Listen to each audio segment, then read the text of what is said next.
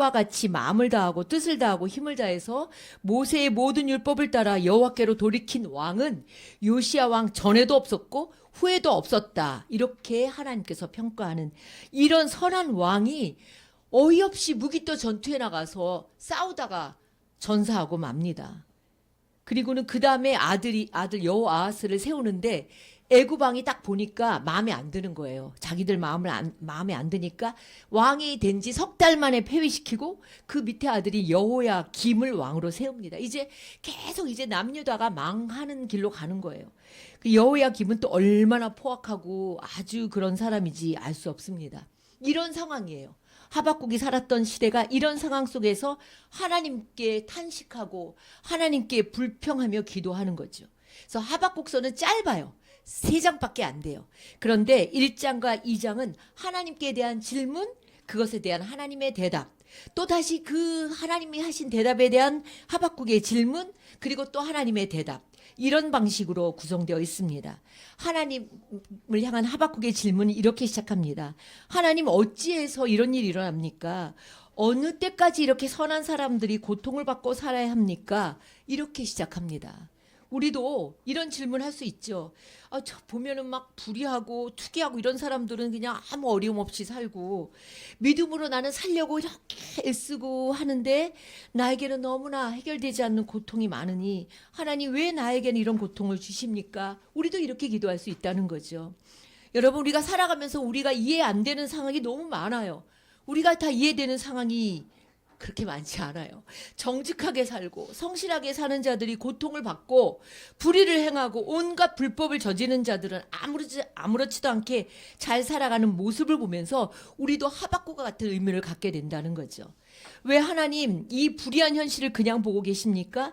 저렇게 악한 사람들 아무런 어려움이 없고 저렇게 더 잘 되고 잘 살아가는 것처럼 보이는 그때에 나는 정말 하나님 뜻대로 살려고 하고 그리고 하나님 앞에 바르게 살려고 애쓰는데 왜 내 기도는 외면하십니까? 이렇게 기도할 수 있다는 거예요.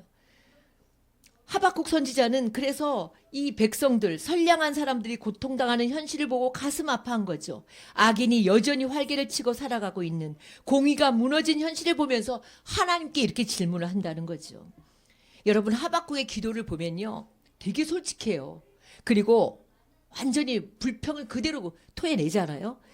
사실 이렇게 자신의 마음과 생각을 기도로 그냥 토해내야 돼요. 알아야 된다는 거죠. 내 속은 힘들어요. 의문투성이면서 겉으로는 안 그런 척, 평안한 척, 할렐루야 이러면 안 된다는 거예요, 여러분. 말과 상대방의 표정이 다를 때가 참 많아요. 그래서 저는 말을 듣지만 안 보는 것 같지만 사람의 표정을 봅니다. 괜찮아요? 그렇게 물어볼 때 괜찮아요 하는데 그의 표정에서는 굉장히 냉소적인 것을 읽을 수가 있다는 거죠. 이게 다르다는 거예요. 적어도 그러나 우리가 하나님 앞에는 솔직해야 된다는 거예요. 보스턴 대학의 목회 신학자였던 멀 조단이라는 사람이 있어요. 이 사람이 2가지의 용어를 이야기하는데 바로 그것은 작용적 신학과 고백적 신학이라는 그런 2가지 용어를 통해서 신앙인이 벗어나야 할 우상적 감정에 대해서 이야기하고 있어요. 우상적 감정. 쉽게 말하면 이거예요. 고백적 신학이라는 건 내가 배운 신앙이에요. 늘 감사해야 돼. 늘 긍정적이어야 돼. 열심히 기도해야 돼. 이런 거죠. 빠지지 않고 나와야 돼. 열심히. 매일매일 교회 나와야 돼. 이런 거예요. 여러분, 저는 여러분에게 한 번도 그래본 적이 없어요. 근데 작용적 신앙은 뭐냐면 내 삶 속에서 내가 경험하고 느끼는 그 신앙이에요.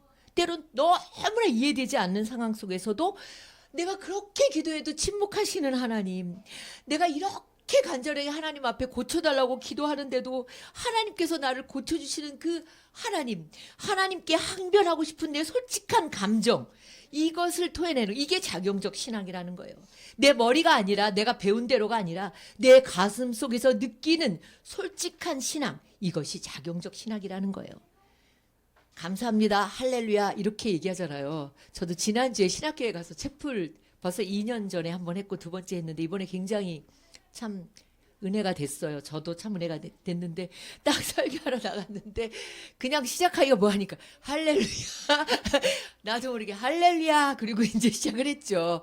시작을 했는데 그렇다는 거예요. 감사합니다. 할렐루야 주님이 함께 하십니다 하고 말하지만 내 내면은 전혀 주님이 함께 하시지 않는 것 같고 그리고 내 삶의 현실과 내 신앙이 일치가 되지 않을 때 우리가 더 괴리감을 느끼는 거죠. 너무 힘들게 하는 거예요. 그런데 하박국 선지자는 그러지 않았다는 거예요. 자신의 있는 속마음을 그대로 하나님께 드러내는 거예요. 하나님 왜 이렇게 불의가 판을 치고 너무 이렇게 참 믿음으로 살려고 하는 사람들은 왜 이렇게 고통받습니까? 라고 하나님께 불평을 쏟아내고 있는 거예요. 다윗을 보십시오. 다윗의 시편을 보면 매우 솔직하게 자신의 감정을 하나님께 드러냅니다. 심지어 자신을 죽이려고 쫓아오는 원수들을 저주하는 기도까지 해요.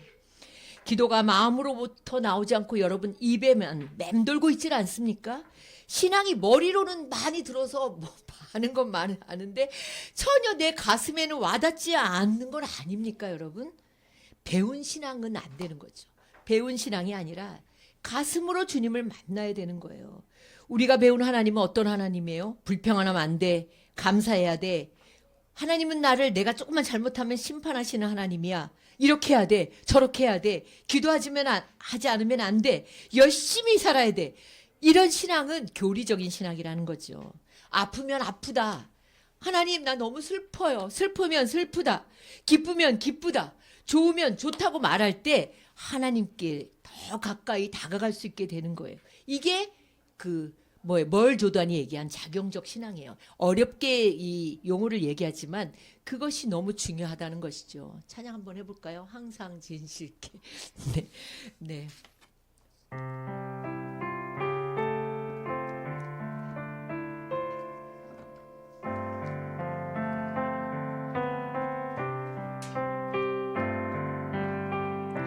항상 진실케 내 맘 바꾸사 하나님 함께 하여 주소서. 주는 포기자니 나를 치리 날 빚으소서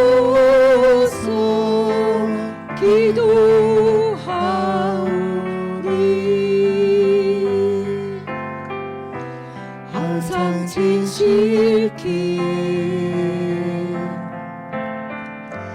내 맘 바꾸사 하나님 함께 하여 주소서.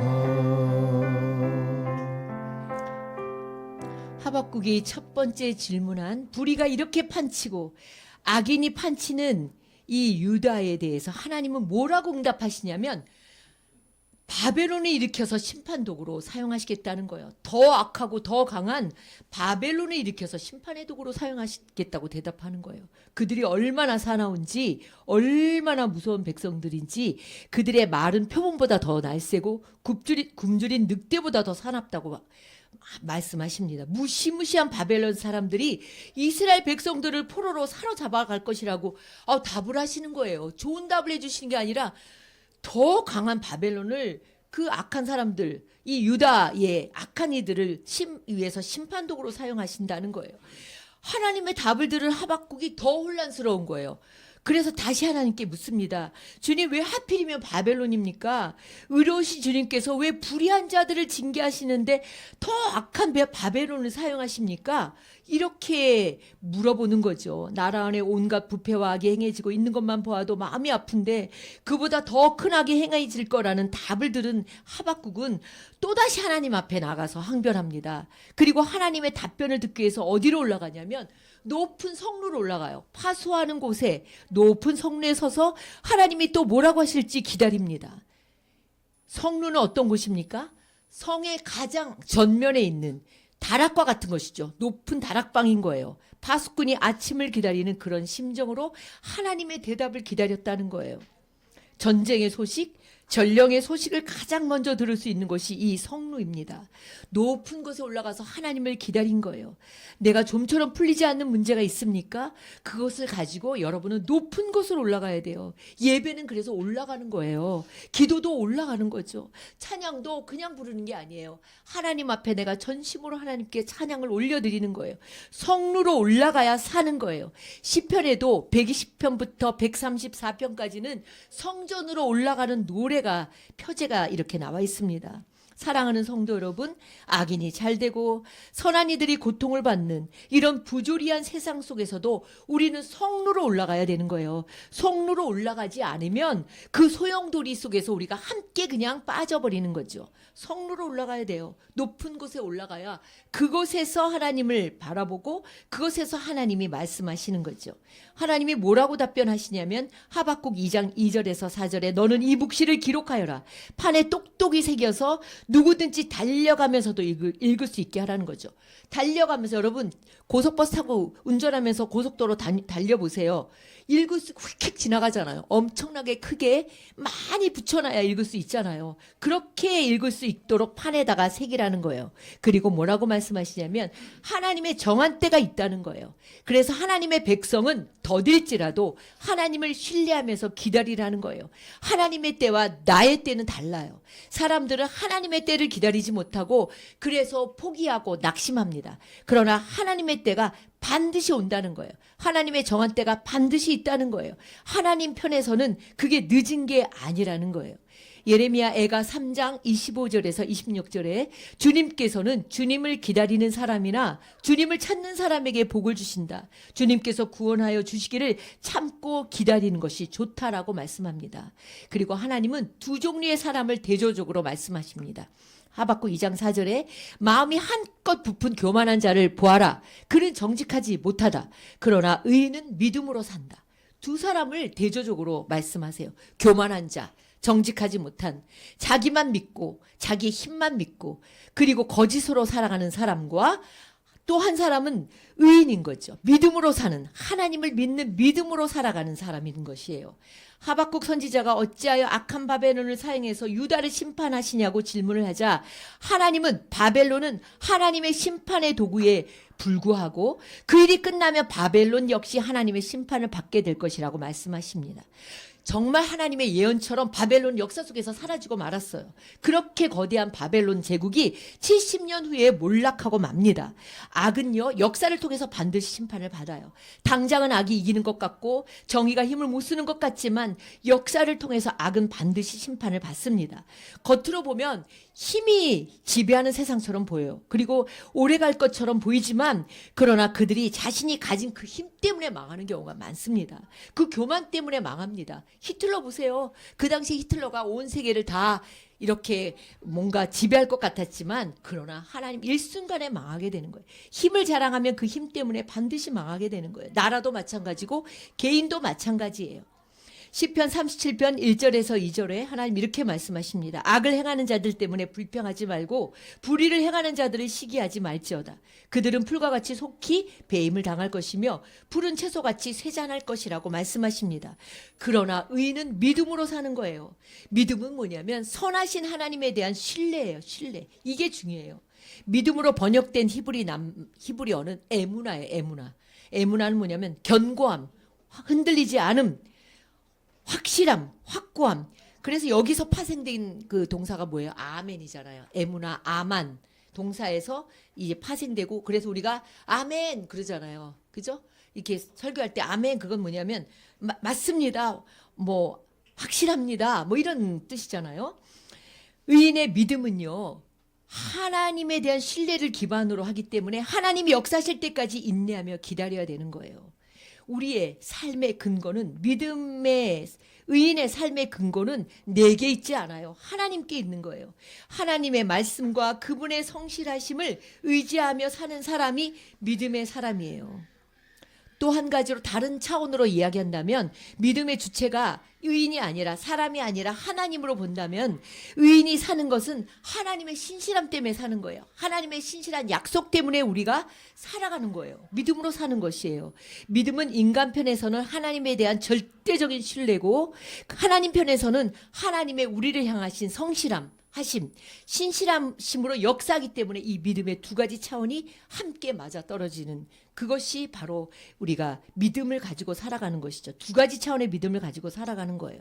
20절에 보면 2장 20절에 보면 오직 여호와는 그 성전에 계시니 그 온 땅은 그 앞에서 잠잠하라고 말씀하십니다. 우리가 해야 할 가장 중요한 태도는요. 하나님께 물어요. 그리고 하나님이 말씀하시면 또 모르면 물어요. 근데 또 하나님이 대답하세요. 그리고 나서는 하나님 앞에 잠잠해야 합니다. 하박국도 처음에는 원망과 불평을 털어놓지만 어느 순간부터는 침묵하게 됩니다. 왜냐하면 하나님이 말씀하시기 때문입니다.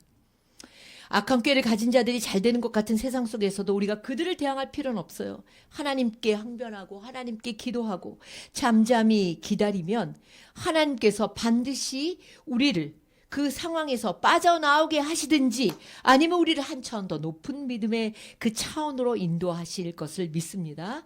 제가 그 책 중에 하나 레리 크랩이라는 사람이 있어요. 이 책이 무슨 영어로 이제 영어하고 전혀 달라요. 우리나라 번역하고. 그래서 이게 보면은 우리나라 번역으로는 하나님을 신뢰한다는 것이라는 책인데 When God's way make no sense예요. 그러니까 이게 뭐냐면 하나님의 길이 make no sense, 이해되지 않을 때라는 그게 원 제목이에요. 하나님의 길이 이해되지 않을 때. 근데 이거를 우리나라 그 번역 하시는 분이 하나님을 신뢰한다는 것으로 바꿨습니다. 2020년도에 번역되어 나왔어요. 2018년도에 나온 책인데 2020년도가 돼서 번역되어 나왔는데 이 레리 크랩이라는 사람 목회 상담가로 굉장히 유명한 사람입니다. 성경 교사로도 유명합니다. 이 사람이 유명한 책은 영적 가면을 벗어라, 파파 기도 이런 책들을 쓴 사람이에요. 이 사람이 뭐라고 얘기하냐면 아무리 뜨겁게 기도해도 우리가 원하는 대로 인생이 풀리지 않고 오히려 하나님이 내 기도에 침묵하고 계시거나 나의 기대와 완전히 다른 방향으로 일하시는 것처럼 보일 때도 있다는 거예요. 이렇게 하나님의 생각과 길이 이해가 되지 않을 때 우리는 어떻게 반응해야 되는가? 이것에 대해서 이분이 고민하고 쓴 책입니다. 하나님, 단 1초만 비껴가게 해주셨다면 그런 끔찍한 사고는 일어나지 않았을 텐데 어찌 이런 날이 일어날 수 있습니까? 왜 내게 이런 시련과 고통과 아픔을 주십니까? 이런 질문이야말로 이 땅에 살아가는 고통받는 우리 모두가 할 수 있는 질문임에 틀림없는 거죠. 근데 레리 크랩은 이 질문에만 멈춰 있게 하지 않고 뭐라고 얘기하냐면 성경에 나오는 세 사람의 인물을 소개합니다. 하나는 요나입니다. 하나는 바울이 되기 이전의 사울입니다. 그리고 오늘 우리가 함께 나누는 하박국이라는 세 명의 인물을 소개합니다.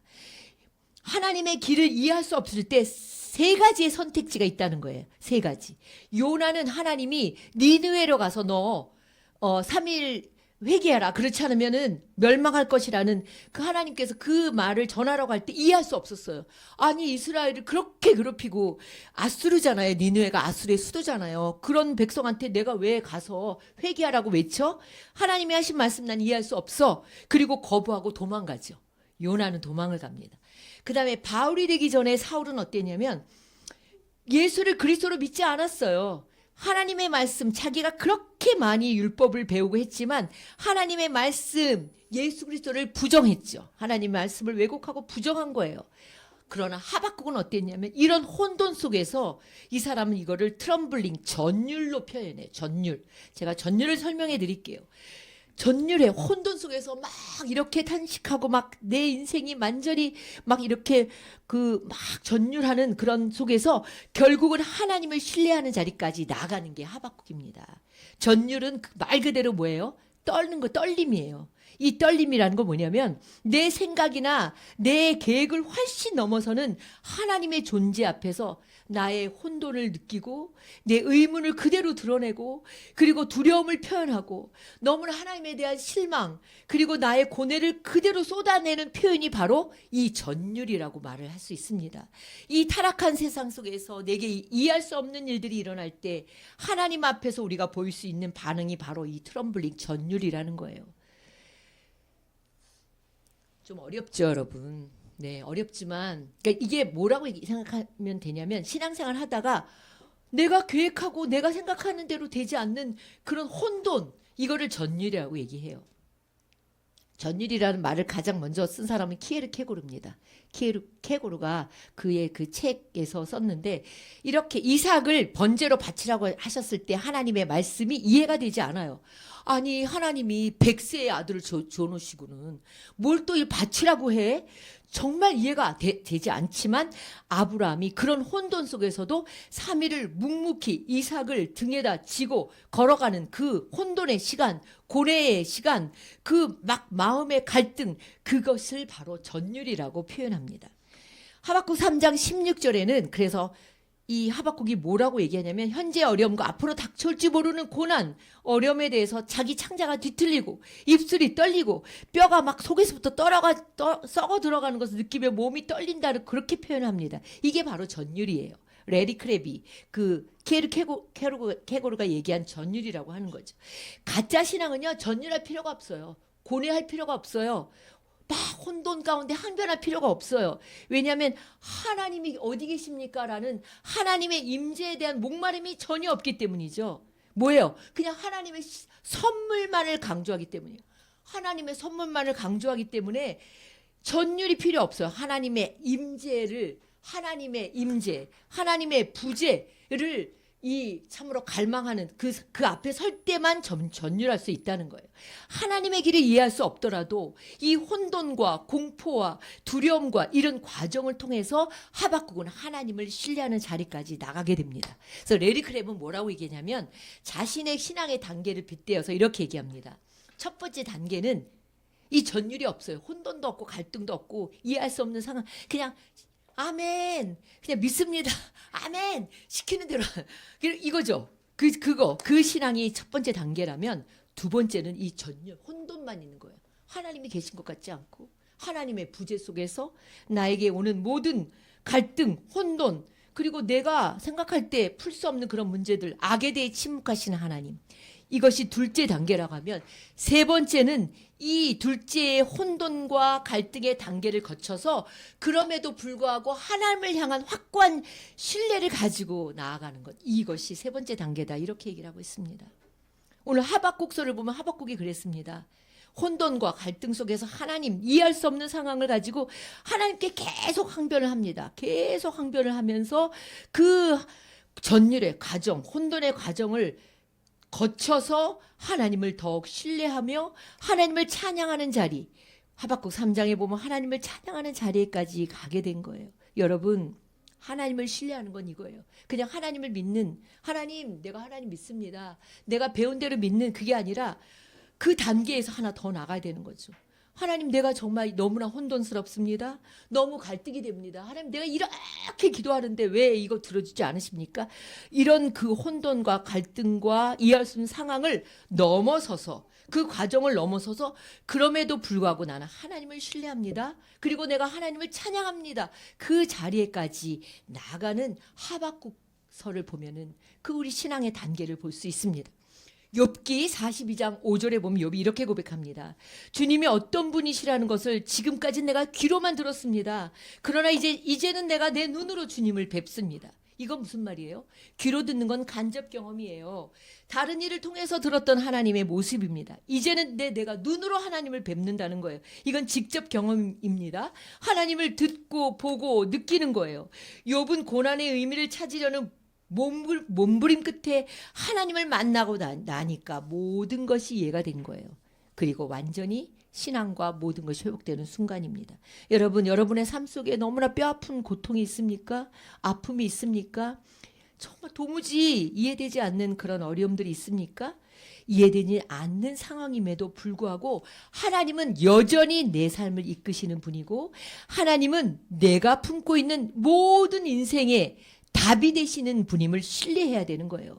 오늘도 내 이해와 상황을 넘어선 하나님의 큰 그림 속에 내가 있다는 것을 신뢰하고 그분을 신뢰하며 나갈 때 하나님께서 우리를 통하여 하나님이 영광을 받으시고 우리를 한 차원 더 높은 하나님 믿음의 차원으로 우리를 세워주실 줄 믿습니다.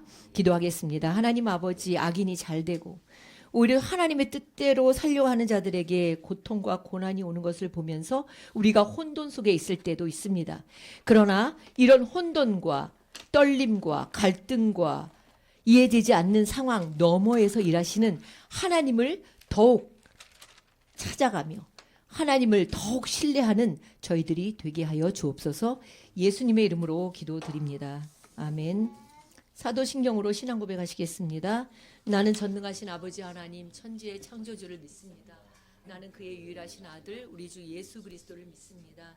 그는 성령으로 잉태되어 동정녀 마리아에게서 나시고 본디오 빌라도에게 고난을 받아 십자가에 못 박혀 죽으시고 장사된 지 사흘 만에 죽은 자 가운데서 다시 살아나셨으며 하늘에 오르시어 전능하신 아버지 하나님 우편에 앉아 계시다가 거기로부터 살아있는 자와 죽은 자를 심판하러 오십니다.